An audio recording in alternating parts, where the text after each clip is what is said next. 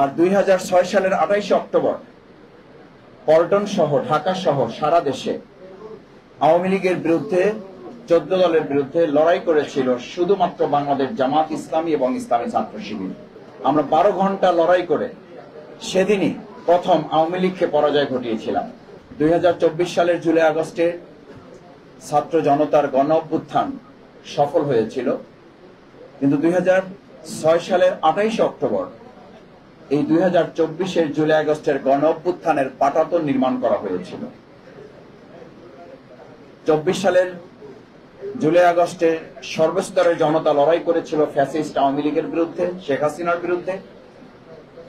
আর 2006 সালের 28 অক্টোবর পল্টন সহ ঢাকা সহ সারা দেশে আওয়ামী লীগের বিরুদ্ধে 14 দলের বিরুদ্ধে লড়াই করেছিল শুধুমাত্র বাংলাদেশ জামাত ইসলামী এবং ইসলামী ছাত্র শিবির। মহান আল্লাহ তাআলার দয়া এবং জনগণের ভালোবাসার সাথে নিয়ে আমরা 12 ঘন্টা লড়াই করে সেদিনই প্রথম আওয়ামী লীগকে পরাজয় ঘটিয়েছিলাম।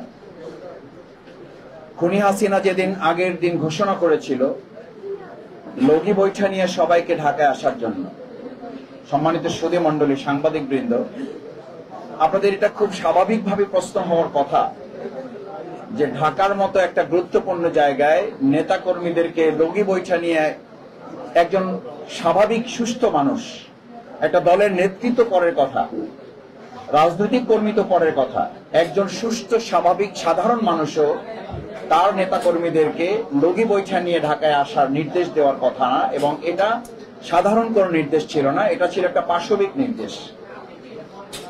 সেই নির্দেশের বিরুদ্ধে আজকে কোন কোন ক্ষেত্রে বাংলাদেশ জামাত ইসলামীকে কেউ কেউ প্রশ্ন করে থাকেন যে জামাত ইসলামী কোন কোন জায়গায় সংঘাত, কোন কোন জায়গায় রক্তাক্ত পরিবেশ, কোন কোন ক্ষেত্রে আমাদেরও হাতে তারা নাকি অস্ত্র রাখেন।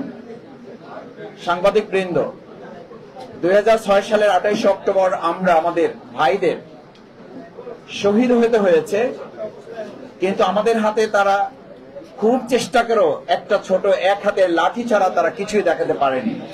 অথচ আমাদের বিরুদ্ধে প্রকাশ্যে AK-47 সহ পিস্তল নিয়ে আমাদের উপরে মুহুর্মুহুর ককটেল বিস্ফোরণ সহ গুলি চালিয়ে আমাদের 13 জন ভাইকে শুধু ঢাকাতেই শহীদ করা হয়েছিল।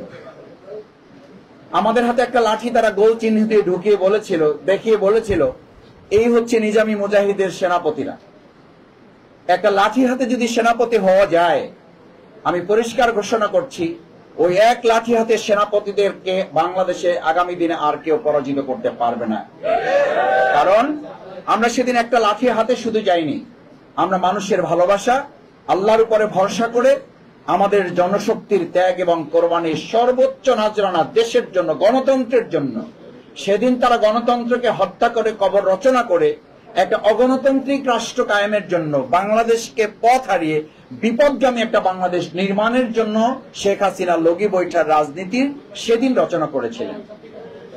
সম্মানিত ভাই এবং বন্ধুগণ, আমাদের সেদিন নেতৃবৃন্দ অত্যন্ত সাহসিকতার সাথে, অত্যন্ত দৃঢ়তার সাথে সেই পরিস্থিতি মোকাবেলায় যে ভূমিকা রেখেছিলেন, ফলশ্রুতিতে পরবর্তী বাংলাদেশ বিনির্মাণে আজকে 2024-এর এই জুলাই আগস্টের গণ অভ্যুত্থানের ভিত সেদিন রচিত হয়েছিল। সেদিন নিজামী ভাই, সেদিন শহীদ আলী হাসান মোহাম্মদ মুজাহিদ ভাই, তাদেরকে ওখানে যাওয়ার জন্য আমাদের পক্ষ থেকে পরামর্শ দেওয়া হয়েছিল যদি না যাওয়া হয় তাহলে ভালো হয়। ওনারা বলেছিলেন যদি আমরা না যাই তাহলে কর্মীরা ওখানে থাকবেন কি করে। তারা শুধু যান নাই, তারা বক্তব্য দিয়েছেন।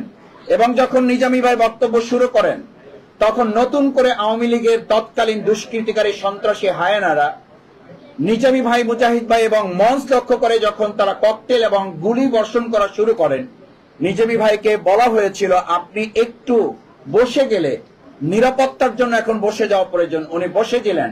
উনি তখন বলেছিলেন বাংলাদেশ জামাত ইসলামের আমির তো দূরের কথা, একজন সহযোগী, একজন সমর্থক অন্যায়ের বিরুদ্ধে, অপকর্মের বিরুদ্ধে মাথা নত করার ইতিহাস নেই, আজকেও হবে না এবং ভবিষ্যতে ওটা হবে না। তিনি সেদিন বসে যাননি, দাঁড়িয়েছিলেন এবং সেই মুহুর্মুহুর ককটেল বিস্ফোরণের বিরুদ্ধেই তিনি দাঁড়িয়ে অত্যন্ত দৃঢ়তার সাথে শান্তিপূর্ণভাবে তিনি তার বক্তব্য দিক নির্দেশনামূলক কথা তিনি শেষ করেছিলেন। সম্মানিত ভাই এবং বন্ধুগণ, সুতরাং বাংলাদেশ জামাত ইসলামীকে আজকে যারা নতুন করে বিশ্লেষণ করেন, 2006 সালের 28 অক্টোবর আমাদের জন্য একটা মাইল ফলক। সেদিন শহীদ জসিম ভাইকে লাঠি দিয়ে সাপের মতো পিটিয়ে হত্যা করা হয়েছে। এই অমানবিক চিত্র তো আমরা সবাই বলেছিলাম এটা ওই দিন শেষ হয়ে যাওয়ার কথা। ওই দিন তো 4 দলীয় জোট ছিল। তাহলে আজকে তো প্রশ্ন হওয়া উচিত, 4 দলীয় জোট যদি হয়, সেই জোট সরকারের শেষ ক্ষমতা হস্তান্তরের দিন শুধুমাত্র জামাত ইসলামী এবং ছাত্র শিবিরকে টার্গেট করে, আওয়ামী লীগ আমাদেরকে টার্গেট করে কেন আমাদের বিরুদ্ধে সেদিন মাঠে নেমেছিল? ঠিক একইভাবে আপনি দেখবেন এই আওয়ামী লীগ 2024 সালের জুলাই আগস্টে নিষিদ্ধ করার তালিকায় শুধুমাত্র জামাত ইসলামী ছাত্র শিবিরকে রেখেছিল। 2006 সালের 28 অক্টোবরও তারা জামাত ইসলামী ছাত্র শিবিরকে টার্গেট করেছে। 2024 সালের জুলাই আগস্টে শুধুমাত্র জামাত ইসলামী ছাত্র শিবিরকে টার্গেট করেছে। এর দ্বারা প্রমাণিত হয় বাংলাদেশের দেশপ্রেমিক দল হিসাবে, জনগণের সংগঠন হিসাবে জামাত ইসলামী ছাত্র শিবিরকে শুধুমাত্র তারা শক্তিশালী প্রতিপক্ষ মনে করেছে বলেই আমাদেরকে তারা টার্গেট করেছিল।